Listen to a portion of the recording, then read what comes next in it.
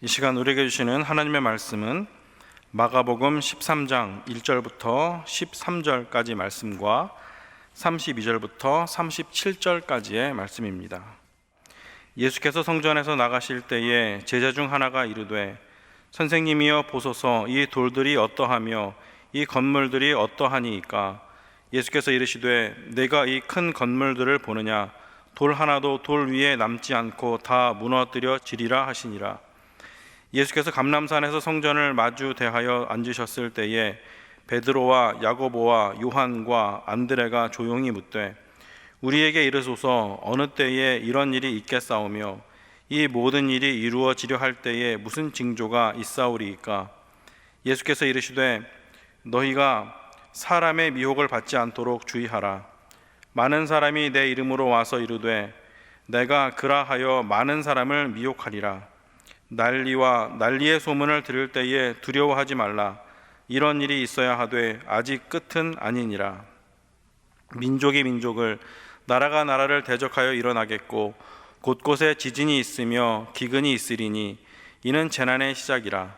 너희는 스스로 조심하라. 사람들이 너희를 공회에 넘겨주겠고 너희를 회당에서 매질하겠으며 나로 말미암아 너희가 권력자들과 임금들 앞에 서리니 이는 그들에게 증거가 되려 함이라. 또 복음이 먼저 만국에 전파되어야 할 것이니라. 사람들이 너희를 끌어다가 넘겨줄 때에 무슨 말을 할까 미리 염려하지 말고 무엇이든지 그때에 너희에게 주시는 그 말을 하라. 말하는 이는 너희가 아니요 성령이시니라. 형제가 형제를, 아버지가 자식을 죽는 데에 내주며 자식들이 부모를 대적하여 죽게 하리라. 또 너희가 내 이름으로 말미암아 모든 사람에게 미움을 받을 것이나 끝까지 견디는 자는 구원을 받으리라. 그러나 그 날과 그때는 아무도 모르나니 하늘에 있는 천사들도 아들도 모르고 아버지만 아시느니라. 주의하라, 깨어 있으라. 그때가 언제인지 알지 못함이라. 가령 사람이 집을 떠나 타국으로 갈 때에 그 종들에게 권한을 주어 각각 사물을 맡기며 문지기에게 깨어 있으라 명함과 같으니, 그러므로 깨어 있으라. 집 주인이 언제 올는지, 혹 저물 때일는지, 밤중 일는지, 닭 울 때일는지, 새벽 일는지 너희가 알지 못함이라. 그가 호련히 와서 너희가 자는 것을 보지 않도록 하라. 깨어 있으라. 내가 너희에게 하는 이 말은 모든 사람에게 하는 말이니라 하시니라. 아멘. 우리 예수님께서 예루살렘에 오시고 난 뒤에 복음서의 배경에 큰 전환이 있다는 것을 여러분들이 감지하셨을 것입니다. 예루살렘에 오시기 전에 예수님, 즉 이스라엘의 변방에 있을 때는 주로 예수님의 사역이 치유라든지 기적 사역에 초점이 맞춰져 있으셨습니다. 예루살렘으로 오시고 난 뒤에는 치유와 이적 사역으로부터 가르침에 대한 사역으로 전환이 되십니다. 더 중요한 부분들이, 예수님의 이 모든 가르침은 성전을 배경으로 하고 성전 중심의 신앙에 대해서 예수님이 어떻게 진리를 설파하시는가, 여기에 초점이 맞춰지고 있습니다. 우리가 예수를 믿노라면 많은 유혹을 함께 받게 됩니다. 이 유혹은 내 밖으로부터 내 안으로 들어오기도 하고, 또 내 안에 있는 아직 극복되지 못한 죄와 악에 속아서 내가 내 자신에게 유혹이 되는 경우도 있습니다. 그 중에서 가장 잘 빠지는 유혹이 눈에 보이는 것에 속아 넘어가는 것입니다. 이 예루살렘 성전, 예수님 시대는 헤롯 성전이었습니다. 솔로몬 성전은 바벨론 포로기에 상당히 많은 부분이 무너져 버리고요, 헤롯 왕이 건축 중에 있었던 그 성전이었습니다. 이 예루살렘 성전은 이스라엘 백성들에게는 엄청난 자랑이기도 하고 동시에 유혹이었었습니다. 예수님이 오늘 이 부분에 대해서 말씀을 하시는 거예요. 제자 중에 하나가 예루살렘 성전을 보면서 말했지요. 13장 1절에 보면 선생님 보십시오. 이 돌들이 어떠하며 이 건물들이 어떠하니까? 예루살렘 성전의 위용을 자랑하면서 하는 말입니다. 이 성전의 금빛 찬란한 대리석 돌을 한번 보십시오. 이 건물이 얼마나 아름답습니까? 실제 예수님 당시에 이 헤롯 성전은 세상에서 가장 아름다운 성전이라고 평을 받고 있었습니다. 지금 한 제자가 그 자태를 자랑하면서 예수님의 동의를 구하는 것입니다. 그러니까 예수님이 말씀하셨지요. 2절 보시면 예수께서 이르시되 네가 이 큰 건물들을 보느냐? 돌 하나도 돌 위에 남지 않고 다 무너뜨려지리라. 보이는 성전의 위용과 자태를 보면서 자랑스러워하는 제자의 가슴을 철렁하게 하는 말씀입니다. 눈에 보이는 이 성전의 자태를 자랑하지 말아라. 보이는 이 성전에 네 신앙의 토대를 쌓으려고 하지도 말아라. 이 성전은 영원하지 않다. 돌 위에 돌 하나도 남지 않고 무너뜨려지는 날이 올 것이다. 당시에 있는 예루살렘 사람들에게 성전이 무너지는 날이 온다는 것은 상상도 할 수가 없었습니다. 하나님이 살아계시는 한은 이 성전은 절대로 영원하다고 생각을 하고 있었습니다. 중간에 회파되어서 일정 정도를 다시 재건설해야 되는 날은 올 수도 있겠지만 성전이 완전히 무너지는 날이 온다는 것은 그것은 상상할 수도 없는 일이고 생각만 해도 끔찍한 일이었습니다. 거기에 자기 조상들과 자기 자신들이 쏟아부었던 열정과 정성이 엄청났기 때문이지요. 보이는 그 성전의 운명과 자신들의 신앙, 자신들의 인생이 동일시되었던 것입니다. 그런 것을 아시면서 우리 예수님이 지금 이 말씀을 하시는 것입니다. 이 건물들 보느냐? 돌 하나도 돌 위에 남지 않고 다 무너뜨려지리라. 예수님의 말씀이 진리라는 것을 아는 제자들은 가슴이 철렁했겠지요. 그리고 나서 예수님이 이제 종말에 대해서 말씀을 하시는 것입니다. 종말에 다양한 징조들이 있을 것인데 자기가 재림 예수로 하며 예수님의 이름을 사칭하는 사람들도 있을 것이고 7절에 보면 세상에 난리가 올 것이며 전쟁이 있을 것이다. 8절에 보면 나라와 나라가 대적하여 일어나게 될 것이다. 24절에는 보면요, 해가 어두워지고 하늘의 권능이 흔들리게 될 것이다. 그리고 이런 일이 일어나게 되면 인자가 가까이 온 줄로 너희들이 알아라. 이때부터 제자들이 마지막 때를 늘 염두에 두고 살게 되었습니다. 성경을 읽는 우리도 늘 이 대목을 염두에 두면서 살지요. 주후 70년에 예수님이 예언하신 대로 예루살렘 성전이 완전히 파괴되었습니다. 정말 돌 위에 돌 하나도 남지를 않았습니다. 제자들은 그때 생각했겠죠. 이때 하셨던 이 말씀을 기억하여서 아, 그때가 바로 이때구나. 그런데 아니었어요.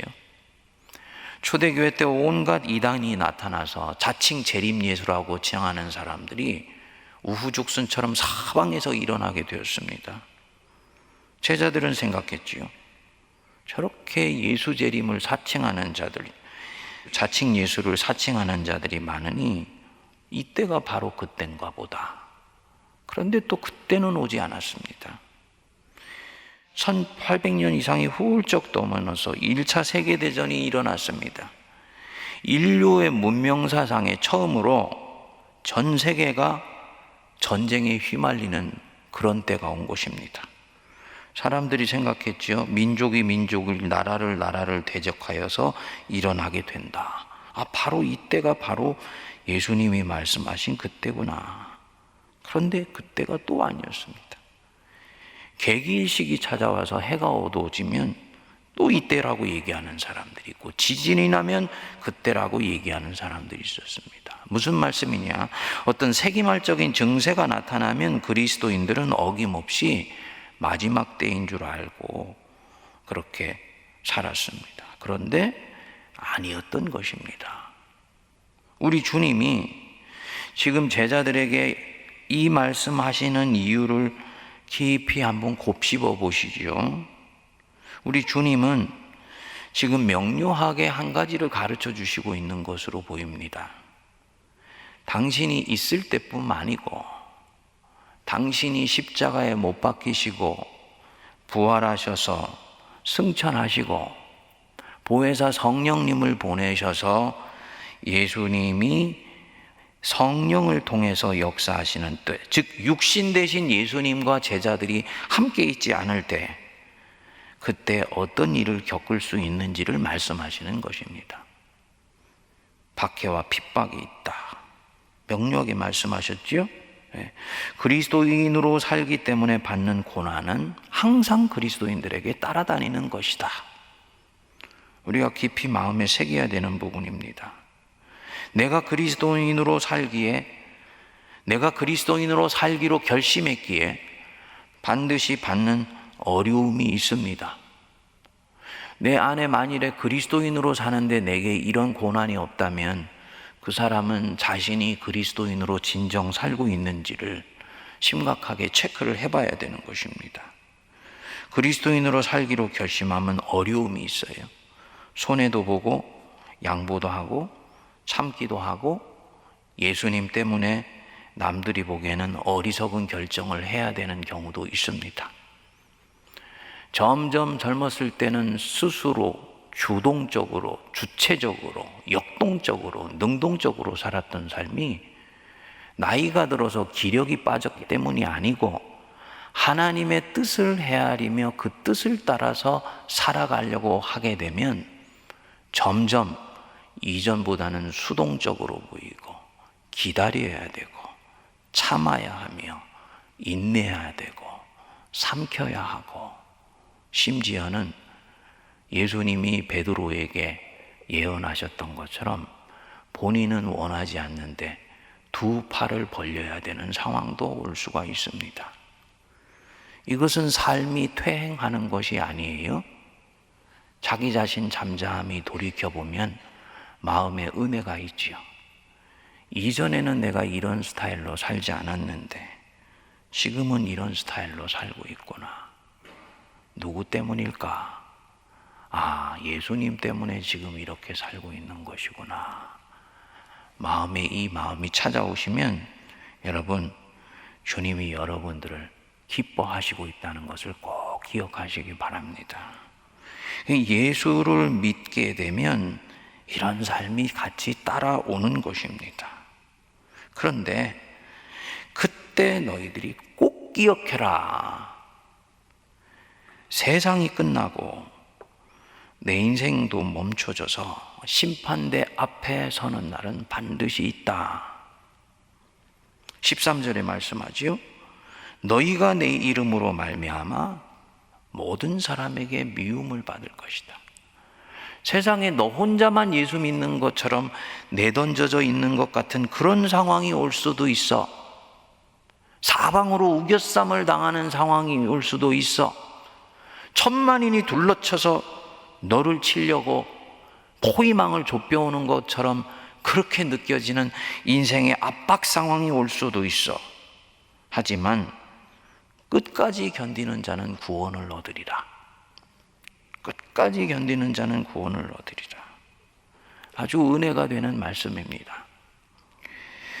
독일의 나치에 저항하다가 결국은 그 나치에 의해서 사형을 당한 순교자죠. 보네퍼가 그런 얘기를 했습니다. 재림은 성도로서 고난당하는 자의 몫이다. 고난당하는 자의 몫이 이 재림이고 종말이라는 얘기입니다. 환난과 핍박과 재앙이 찾아온다. 주님 때문에 지금 그 상황에 있는 것이죠. 그러면 그 사람은 주님이 가까워 오신 줄 믿고 끝까지 인내해라. 어떤 상황에서도 하나님을 향해 살아라. 이때까지 하나님 향해 살다가 핍박과 환난과 어려움이 닥쳐왔다고 해서 주님을 향해 살았던 그 믿음의 걸음을 굽게 되면 이때까지 살았던 삶이 무로 돌아갈 수도 있는 것이다. 끝까지 견디는 자가 구원을 얻는 것이다. 이렇게 말씀하시는 것입니다. 32절에 오늘 또 말씀을 하시지요.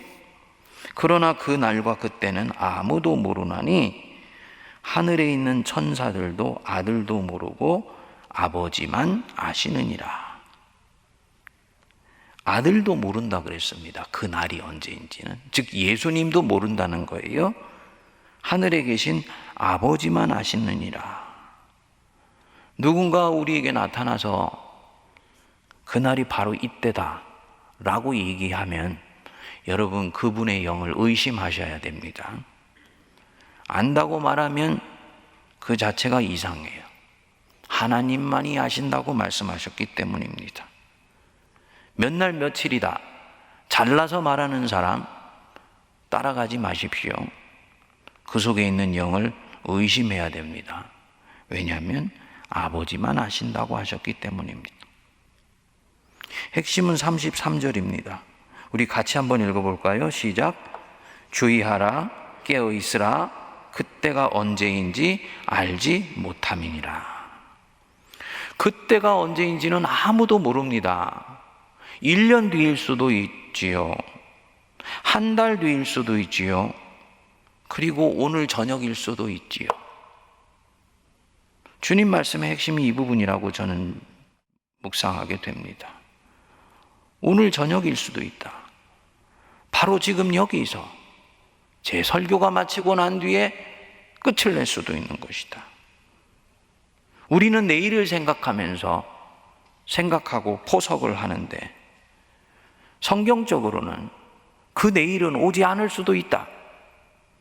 오늘 바로 지금 여기에서 역사가 갑자기 종결을 맺고 예수 그리스도께서 오셔서 이 역사를 마무리하실 수도 있다.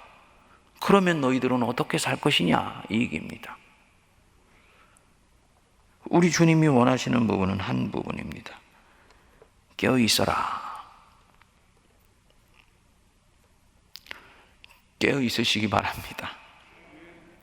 여러분 예배 드릴 때 우리가 이렇게 우리도 모르게 졸지 않습니까? 어떤 마음이 있는 건가요, 거기에? 이 예배는 어제도 드렸고, 오늘도 드리고, 내일도 드리고 있을 것이다. 라고 생각하는 것입니다. 내가 오늘 바로 지금 드리는 이 예배가 마지막 예배라고 생각하면 나는 그 마음으로 드리지 않아요. 새벽에 묵상하면서 설교하는 제 마음을 한번 들여다보게 되었습니다. 원래 우리 신앙의 선배들인 개혁자들의 설교는 설교관이 명료합니다. 오늘 네가 이 설교를 하고 영원히 강대상에 서지 못할 수도 있다는 것을 생각하고 설교해야 된다. 오늘 네가 설교하는 이 설교를 듣고 그의 영혼이 살 것인지 자살할지를 결정하려고 이 자리에 앉아 있을 수 있는 사람도 있다. 그것을 염두에 두고 설교해라. 그건 무슨 얘기냐면요, 절박한 심정으로 설교하라는 얘기였었습니다. 내일도 설교할 거니까 마치 강화하는 스타일로, 좋은 가르침 주는 스타일로 설교하려고 하지 말고 한 영혼을 흔들어 깨울 것인지 아니면 흔들어 깨우지 못하면 그가 지옥불에 던져질 수도 있다는 절박한 종말론적인 마음을 가지고 설교하라는 바로 그 뜻이었어요. 그게 본래 종교개혁자들의 설교관이었고 개신교의 설교관이었습니다. 저도 늘 내일이 있고 내년이 있다 생각하니까 평이하게 느슨하게 설교하는 것이지요. 우리 주님이 안 좋아하시는 것입니다. 깨어 있어라. 절대 그날은 안 온다, 그런 날은 올 리가 없다 생각하면 그것은 하나님이 보실 때는 잠자고 있는 것이다. 그날은 안 온다고 생각하면요, 자기 마음대로 살겠지요. 죄와 악을 행하고도 후회하거나 부끄러워하거나 두려워하지 않을 것입니다. 심판은 없으니까요.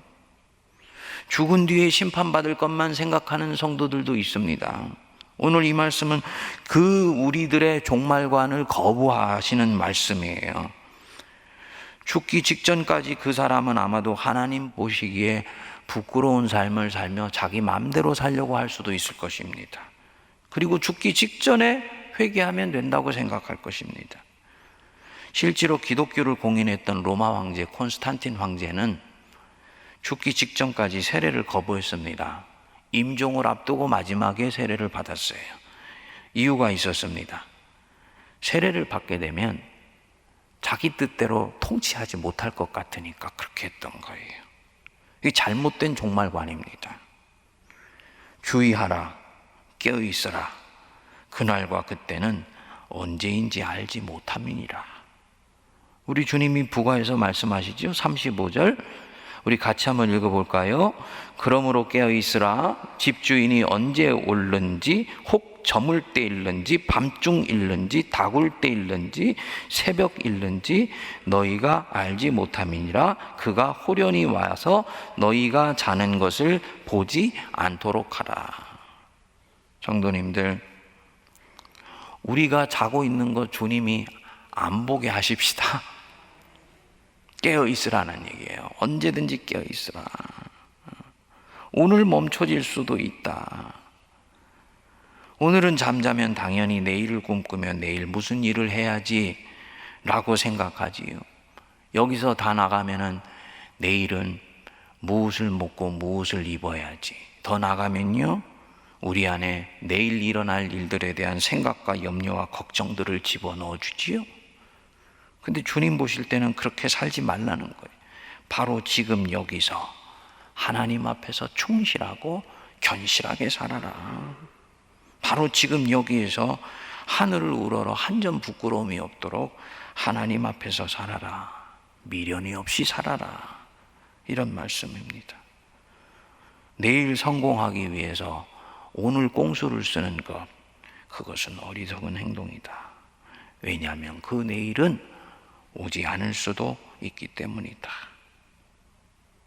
주님이 이렇게 가르쳐 주셨던 주님이 지금 우리가 하는 행동이나 생각을 보면 안타까워하실 것 같습니다. 저 친구는 왜 저렇게 영원히 살 것처럼 하고 있지? 왜 돌이켜야 되는데 돌이키지 않고 지금 하는 저 행동이 언제까지를 염두에 두면서 하는 행동인가? 주님이 고개를 갸우뚱하지 않겠습니까? 지금 하고 있는 저 악이 무엇을 위해서 하는 것인가? 내일을 위해서 하는 것인가? 1년 뒤를 위해서 하는 것인가? 그 내일은 안 올 수도 있다는 것을 왜 알지를 못하는가? 성도님들, 재림을 믿으십니까? 이 과학 만능 시대에 보이는 것이 전부인 것처럼 생각하고 사는 시대에 4차 산업혁명이 온다 하고 AI와 공존하면서 살아야 되는 세상이 온다고 하는 이런 시대에 예수께서 호련히 우리 인생 속에 치고 들어오셔서 역사를 종결내시고 지금까지 내 인생에 대해서 오늘 여기서 스탑! 이라고 말씀하시면서 멈추시고 계산하시는 그날이 정말 올 수 있다는 것을 믿으세요? 이건 굉장히 중요한 도전입니다. 그리고 우리가 가지고 있는 이 시간관, 역사관을 전혀 새롭게 볼 것을 우리에게 요청하시는 것이지요. 바로 지금 여기에서 견실하며 흔들리지 말며 주의 일에 더욱 힘쓰며 사는 것, 그것이 최선이고 가장 아름다운 것이며 가장 하나님이 오늘 지금 내게 원하시는 것인 것입니다. 깊이 우리가 마음에 곱씹으면서 하루를 살 수 있었으면 좋겠습니다. 주의하라, 깨어 있어라. 그때가 언제인지 알지 못한다. 주신 것 만족하고요. 내일 일어날 일, 내일 때문에 우리 염려하지 마십시다. 그날의 괴로움은 그날로 족합니다. 내일 성공하기 위해서 오늘 하나님 보시기에 정도가 아닌 사도를 취하지 마십시다. 우리가 이 주님의 말씀 앞에 서면 우리가 지금 하고 있는 많은 부분들이 셋업을 다시 해야 되는 부분들이 있다는 것을 볼 수 있어요. 주님이 바로 그 부분에서 너는 진정 내가 오늘 재림할 수도 있다는 것을 믿고 살고 있느냐, 우리에게 물으시는 것입니다. 우리 함께 기도하겠습니다. 주님 은혜를 감사합니다. 이 아침 저희들을 깨워주셔서 주님 전에 나오게 하시고 기도로 하루를 시작하게 하여 주셔서 감사합니다. 1년이 365일이며 하루는 24시간이며 우리는 아버지 하나님 늘 사는 시간 속에 오늘도 내일도 한 달 뒤도 1년 뒤도 계속될 것으로 생각하며 인생의 포석을 깔아갑니다.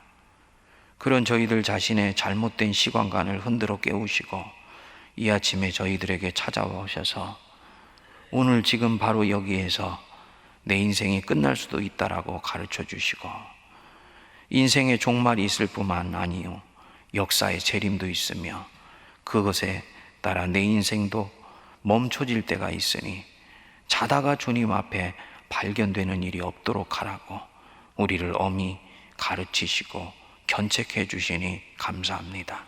주님 오늘 오실 것을 염두에 두며 살아가게 하여 주옵소서.